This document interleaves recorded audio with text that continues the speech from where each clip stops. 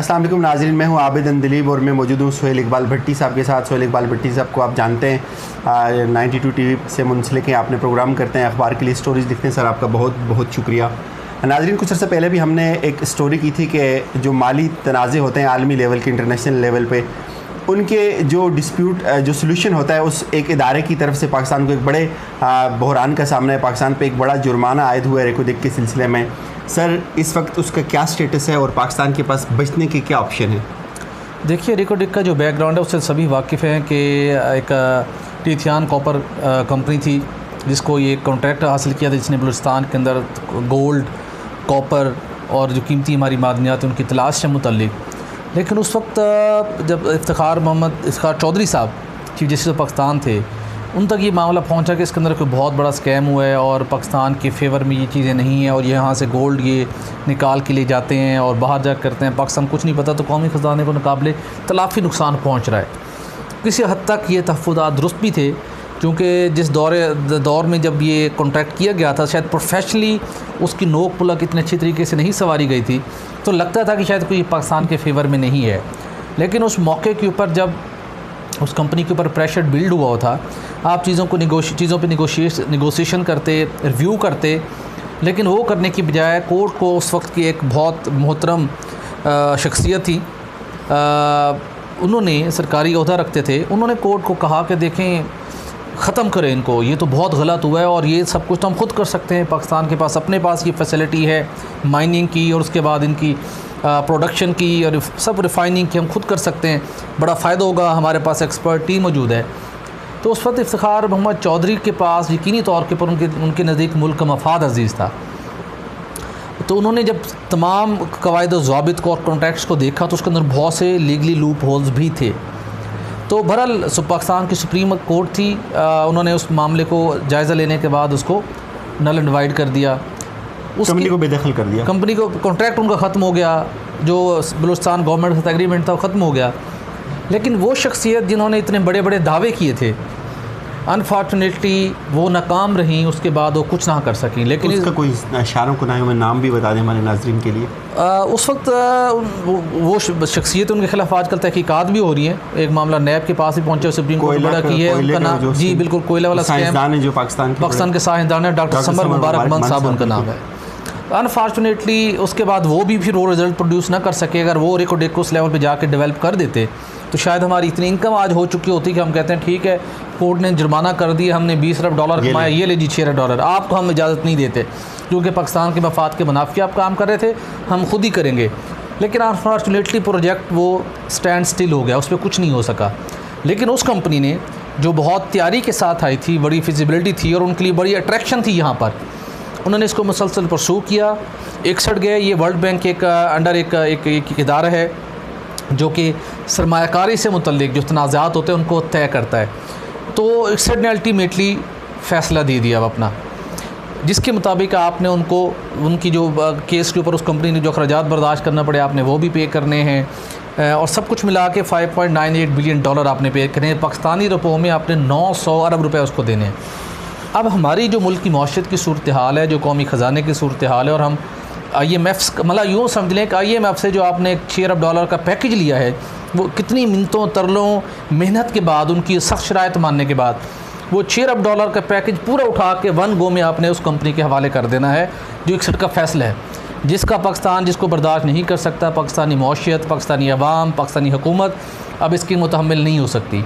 अगरचे कि prime minister ने अब एक हुक्म दिया है, तहकीकात करें क्यों हम केस हारे हैं, इसकी भी वजूहात भी मैं आपके साथ शेयर करूँगा, कौन ज़िम्मेदार हैं, क्यों गलत फ़ैसला किया गया, माजी के अंदर साबिक़ चीफ जस्टिस का क्या रोल था, सब चीज़ों को जायज़ा लिया जा रहा है।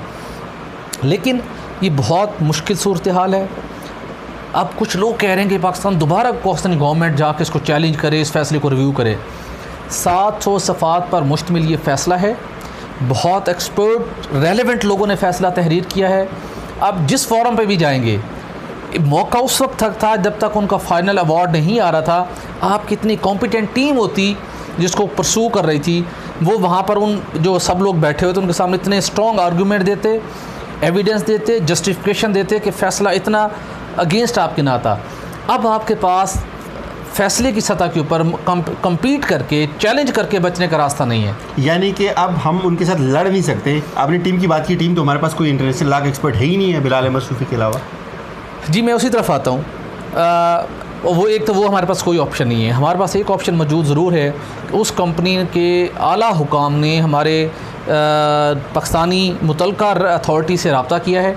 उन्होंने दोबारा ये कहा है कि आइए हमारे साथ बैठें, आउट ऑफ कोर्ट हम आपके साथ बैठने को तैयार हैं। ये मुसद्दक़ खबर दे रहे हैं इसके बावजूद। जी उसके बावजूद, इसलिए इस सारे मामलात के अंदर जब 61 में ये मामला वहाँ पे इसकी प्रोसीडिंग जारी थी, उस कंपनी के साथ कुछ पाकिस्तानी भी बहुत एक्सपर्ट्स थे जो पहले भी उनके यहाँ एम्प्लॉय थे, वहाँ पे उन्होंने भरपूर साथ दिया। कुछ उन लोगों की भी इसके अंदर रोल है। उन्होंने कंपनी के टॉप ब्रास को कन्विंस किया है कि आप दोबारा पाकिस्तान के साथ बातचीत करें, आउट ऑफ कोर्ट सेटलमेंट हो सकता है, सेटलमेंट करें। अब उसके अंदर सेटलमेंट मेरे ख्याल के मुताबिक ये नहीं हो सकती कि $6 अरब का अवार्ड है, आप कहेंगे जी अच्छा जी आप ऐसा करें कोई $50-60 मिलियन ले लें। अगर $50 मिलियन की भी बात करें तो एक बड़ी रकम है, तो आप $50-60 मिलियन लेके हमारी जान छोड़ दें, ऐसा हो नहीं सकता। मेरी अंडरस्टैंडिंग के मुताबिक वो कंपनी दोबारा चाह रही है कि पाकिस्तान के साथ नई शराइत के ऊपर, नई तरीक़ेकार के मुताबिक, नई मेथोडोलॉजीज़ के ऊपर दोबारा काम करने की बात की जाए। देखिए अब ये बड़ा एक टर्निंग पॉइंट है, फैसला मोड़ है कि आप या तो $6 अरब के अवार्ड से बचें और वो रिकॉर्डिंग प्रोजेक्ट जो इतने सालों से डम पड़ा है उसके ऊपर आप कुछ नहीं कर सके, आपकी कैपेसिटी नहीं है, और माजी के कॉन्ट्रैक्ट के अंदर जो लूप होल्स थे आप उनको रिमूव करें, उनके साथ बेटर नेगोशिएशन करें, नया कॉन्ट्रैक्ट कर लें। तो ये एक बड़ा ज़बरदस्त रास्ता हो सकता है जिससे हम कॉन्ट्रैक्ट में पाकिस्तान को क्या फ़ायदा हो सकता है। नए कॉन्ट्रैक्ट में देखिए नहीं ऐसा नहीं है कि सोना सारा वो लेंगे। माजी में भी सोने की शेयरिंग के अंदर हिस्सा था, लेकिन वो इतना ट्रांसपेरेंट नहीं था कि आप उसको मॉनिटर कर सकें। देखिए वो यहाँ से रॉ मटेरियल लेते थे, अपना उनका एयरपोर्ट बाहर जाता था, बाहर की उनकी मुख्तलिफ मुल्कों में उनकी रिफाइनरी थी, वहाँ पे तो पाकिस्तान को कोई एक्सेस नहीं थी। अब आप ये ज़रूर कर सकते हैं, दुनिया के पास हर चीज़ का सलूशन है, ठीक है। आप एटलीस्ट ये कर सकते हैं कि आप उनके साथ जो आपको उस कॉन्ट्रैक्ट में तहफ़्फ़ुज़ात थे वो दूर करें, रॉयल्टी की प्राइस को बेहतर करें, अपना शेयरिंग फार्मूला बेहतर बनाएं। क्योंकि वो कंपनी भी कभी नहीं चाहेगी कि रेकोडेक, देखिए वो प्रोजेक्ट है जो दुनिया के लार्जेस्ट गोल्ड एंड कॉपर के प्रोजेक्ट में उसका शुमार होता है। बिल्कुल। तो जब अगर ठीक है, उसके बाद अगर फॉर एग्जांपल वो कंपनी जिसका इंटरनेशनली रिकॉग्नाइज्ड कंपनी एक्सपीरियंस है, वो आती है, काम शुरू कर देती है, 6-7 माह बाद प्रोडक्शन स्टार्ट हो जाती है। पहला सबसे बड़ा क्या फ़ायदा होगा, $6 अरब IMF के एक लेवल का पैकेज का जुर्माने के शक्ल में अदा करने से आप बच गए। दूसरा एडवांटेज कि आपके जो यहाँ आपको $1 की ज़रूरत है वो आपको मिलना शुरू हो जाएंगे, रोज़गार के मौके पैदा होंगे। सबसे बढ़कर बलूचिस्तान में कितनी शोरिश है इंटरनली, बहुत ज़्यादा है, बहुत ज़्यादा है। बलूचिस्तान का एहसास मरूमी की सभी बात करते हैं, ये बेहतरीन मौका होगा कि इसके ज़रिए से बलूचिस्तान के लोगों को रोज़गार दें, उनको एम्पावर करें, उनको रॉयल्टी मिले, वहाँ पे इंफ्रास्ट्रक्चर बने, वहाँ खुशहाली का नया बाब शुरू हो। और उसके साथ आपको डॉलर्स चाहिए, आप कॉपर की बहुत दुनिया भर के अंदर डिमांड है, पाकिस्तान के अंदर खुद आने वाले दिनों के अंदर बड़ी, जब आपने करनी है अपनी डेवलपमेंट करनी है, आपको कॉपर रिक्वायर्ड होगा, आप इंपोर्ट से बच सकते हैं, गोल्ड इंपोर्ट करके आपको डॉलर मिलेंगे, तो आपकी इकोनॉमी के लिए एक बड़ा एक टर्निंग पॉइंट साबित हो सकता है। लेकिन अगेन प्रोफेशनल को बैठना होगा जो इस मामले को जानते हैं, इंटरनेशनल तरीक लेवल के ऊपर बैठ के दोबारा से चीज़ों को तय किया जाए और उस कंपनी को किसी न किसी सेटलमेंट कर ली जाए, तो ये बहुत बेहतर ऑप्शन है। अब इमरान खान क्या सोच रहे हैं? उन्होंने कहा है कि इसको इन्वेस्टिगेट किया जाए और कब उन जिम्मेदारों को तयन होगा? देखिए मेरा ख्याल ये है, इससे पहले भी हमें एक बड़ा लॉस उठाना पड़ा इधर। उन्होंने कहा देखिए डॉक्टर साहब ने देखिए जो रिपोर्ट हुआ मीडिया के अंदर के, डॉक्टर साहब ने जब इस कोर्ट की प्रोसीडिंग चल रही थी तो उन्हें भी वहाँ बुलाया गया, वो पेश हुए। उन्होंने वहाँ पे जाके, वो बड़े सादा दिल इंसान है, उनकी नीयत पे कोई शक नहीं है, लेकिन शायद अपनी सादगी के हाथों वो शायद कुछ मज़ीद अपेरेंटली जो है ना, वो अलेजिडली अपेरेंटली आप कह लें कुछ लॉस हुए। जब वो वहाँ पेश हुए, रिपोर्ट ये हुआ है इंटरनेशनल मीडिया में भी और लोकल मीडिया में भी कि वहाँ पे जाकर उन्होंने कहा जी कि उस कोर्ट के सामने कि $131 अरब की यहाँ मालियत का यहाँ पे मिनरल्स हैं जिसके अंदर गोल्ड कॉपर भी है, सालाना हम $12-14 अरब की यहाँ से प्रोडक्शन कर सकते हैं। तो कोर्ट के अपनी माइंड फ्रेमिंग कर दी कि इतना बड़ा यहाँ पोटेंशियल था और एक कंपनी ने इन्वेस्टमेंट की हुई थी, उसको उठा के आपने बाहर फेंक दिया। तो ये उनकी स्टेटमेंट भी बड़ी पाकिस्तान के खिलाफ गई, अगरचे कि फिजिबिलिटी स्टडीज़ के अंदर ये चीज़ें मौजूद होती हैं, लेकिन बिजली में भी यही किया नहीं। लेकिन जब एक इतना कॉम्पिटेंट आदमी जो एक रेलिवेंट हो, एक्सपीरियंस का मिले, जब वही चीज़ बात कह रहा होता तो अगले जो आपको सुन रहा है उसको उसका माइंड फ्रेम होने में उसको बहुत आसानी मिलती है। तो लिहाजा इमरान खान साहब इसकी तहकीकात करेंगे, ज़िम्मेदारों को तयन करेंगे, इसके अंदर एक अच्छी बात ज़रूर होगी जब तहकीकात होंगी। हम मुसलसल आलमी साल से अदालतों में केस क्यों हार रहे हैं, ये बड़ी इंपॉर्टेंट पॉइंट है। कुछ दिन तक मैं कोई डॉक्यूमेंट्स हासिल करने की कोशिश कर रहा हूँ। वजारत कानून के अंदर एक ऐसा सेक्शन है जो आलमी तनाज़ात को डील करता है, वहाँ पे नेपोटिज़म की बेस के ऊपर माजी में लोग अपॉइंट किए गए, इनकॉम्पिटेंट हैं, उनकी प्राइवेट कंपनियों के साथ, हुकूमत पाकिस्तान नहीं, रियासत पाकिस्तान नहीं, प्राइवेट कंपनियों के साथ उनकी गठजोड़ हम साबित करेंगे आने वाले दिनों में। सर ये क्या कह रहे हैं आप? सर ये हम ये न सिर्फ कह रहे हैं बल्कि आने वाले दिनों के इसको साबित करेंगे कि वहाँ पर मौजूद कुछ लोगों ने पाकिस्तान के मफाद के ख़िलाफ़ काम किया है। तो ये वज़ारत कानून को नहीं पता ये कि लोग बैठे हुए यहाँ? सर अब ये माजी में बैठे रहे हैं ना, अब ये मेरे ख्याल है कि शायद किसी हद तक अटार्नी जनरल साहब को पता चल गया इन बातों का, पता है, और उन्होंने बड़े बरहमी का इज़हार किया है। जब वो लोग वहाँ बैठते थे, जितने लो प्रोफाइल के लोग जिनके कोई एक्सपीरियंस लेस एक्सपीरियंस है, जिनका कोई एक्सपर्टीज़ नहीं थी, उनको वहाँ फिर इंगेज किया जाता रहा। बाहर गए तो लाखों करोड़ों रुपए उन्होंने अपनी फीसें हासिल की। बाहर कंपनी की खिदमात जिनकी हासिल की गई, वहाँ पर भी लोग कहते हैं कि एलिजिडली कोई मेरिट के ऊपर अच्छी कंपनी का इंतखाब नहीं किया गया। तो हम अपना केस जो हमारी मजबूत टीम प्रेजेंट कर सकती थी वो कर नहीं सके। पाकिस्तान के पास ऐसे एक्सपर्ट्स लोग मौजूद हैं जिनको मैं जानता हूँ, जो बग़ैर किसी गैर कंपनी की खिदमात हासिल किए बगैर वहाँ पर केस डिफेंड लड़ सकते थे। टोनी ब्लेयर की जो एहलिया हैं चेरी ब्लेयर को आपने 1 अरब रुपया उनको पे कर दिया। पाकिस्तान के अंदर आपसे उससे ज़बरदस्त एक्सपर्ट्स मौजूद थे जिनका एक्सपोजर था, जो फ़ौरन क्वालिफाइड थे, जिन्होंने बाहर की अदालतों में केस लड़े हैं। आपने उनको पास नहीं भटकने दिया, इसलिए कि आपने उस सेक्शन के अंदर मनपसंद लोगों का अपने टोला इकट्ठा किया हुआ था। वो बाहर के सैर सपाटे करते रहे, पैसे कमाते रहे और हम केस आते रहे। ये केस हम हारे, ब्रॉडशीट का केस नैब के खिलाफ वो हम हारे ये पिछले हफ्ते, अब ये हारे हैं। और इस तीसरा केस हम हार चुके हैं, वो भी 61 से मुतल्लिक है, कार के रेंटल पावर प्लांट का, 9 प्लांट का, $780 मिलियन का। हाँ, उसके अंदर फाइन है, वो भी पाकिस्तान के सर पे तिरवार लटक रही है। Out of the court settlement की उसके ऊपर कोशिश जारी है, उसका ऑप्शन है, उम्मीद हो जाएगा। लेकिन उसके लिए तुर्की हुकूमत की वो भी काफ़ी टफ काम है, बहुत मुश्किल काम है, लेकिन उसमें आपके पास कोई ऑप्शन नहीं है। अगर आप वहाँ न गए तो आपको अल्टीमेटली यही काम करना पड़ेगा।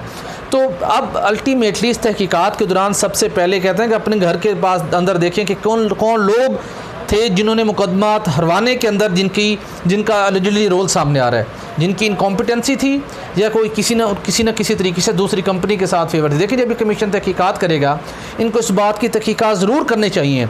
ये जो रिकोडिक को ऑपरेट करने वाली कंपनी थी, जब यहाँ पर सो मोटो नोटिस हुआ इस्लामाबाद के अंदर, जब प्रोसीडिंग चल रही थी, मुझे याद पड़ता है, उन्होंने इस्लामाबाद के अंदर बैठे हुए लोगों को ख़रीदने की कोशिश की। उस दौर में लोगों को कन्विंस किया, लॉबिंग की, उन्होंने बड़ी अटैम्प्ट्स की उस वक्त के अंदर। तो वो कंपनी इंटरनेशनल कंपनी, जब उनका अपना वफात का मामला था, वो सब कुछ करती है। I know, तो देखना चाहिए जब उस कंपनी के ऊपर इतना मामला था और उसके अंदर उस कंपनी के मुलाजिम भी रहे हैं मुस्लिम लीग नून के एक अहम तरीन ओहदे पर फायज रहने वाली शख्सियत उनकी मुलाजिम रही है। सर कोई हिंट दे दें। सर वो हिंट आपको कुछ दिनों बाद पता चल जाएगा। तो उस मामले की डेलिबरेटली पाकिस्तान के खिलाफ या रियासत के खिलाफ, नहीं खिलाफ की तो बात नहीं करा, वो उनके मुलाजमत कर उनके साथ राब्ते में रहे, उनके साथ उन्होंने कोई उनकी एक एम्प्लॉयमेंट का कुछ अर्से तक कॉन्ट्रैक्ट रहा और उनके साथ उनके बहुत गहरे मरासिम थे। डेफिनेटली फिर ये एक एग्जांपल दे रहा हूँ, ये एक थे। तो वो मतलब ये कंपनी अपना क्लाउड बनाती है इस किस्म का, तो उस मामले को देखना चाहिए कौन कौन से लोग उनको फैसिलिटेट कर रहे थे। मुझे लगता है ये कि हम इंटरनेशनल कोर्ट में कुछ लोगों ने फैसिलिटेट किया होगा यकीनी तौर के ऊपर। हमारी वीक टीम थी, कुछ लोगों ने फैसिलिटेट किया जिसकी वजह से पाकिस्तान के खिलाफ अवार्ड हुआ। हमें देखिए, हमने बहुत बड़े बड़े इंटरनेशनल एग्रीमेंट, जो भी आप इंटरनेशनल कंपनी से एग्रीमेंट करते हैं उसके अंदर क्लास होती है, कहीं डिस्प्यूट आया साल से अदालत आलमी London court of settlement, London court of arbitration बनाएंगे। तो हमें अपनी वजारत कानून के अंदर वो सेक्शन जिसकी जिम्मेदारी है उसका हेड और उसकी टीम को देखना होगा कि उन लोगों का प्रोफाइल क्या है, किस एक्सपर्टीज़ के साथ वो बैठे वहाँ काम कर रहे हैं। चूँकि ये तो 3 मुकदमात आप हार गए और बहुत से एग्रीमेंट्स आप कर चुके हैं, ये और लिटिगेशंस आ सकती हैं। हर दूसरा भी आ रहा है, हर कलभूषण का भी है, चले वो तो उसके अंदर फाइनेंशियल इंप्लीकेशंस नहीं है ना।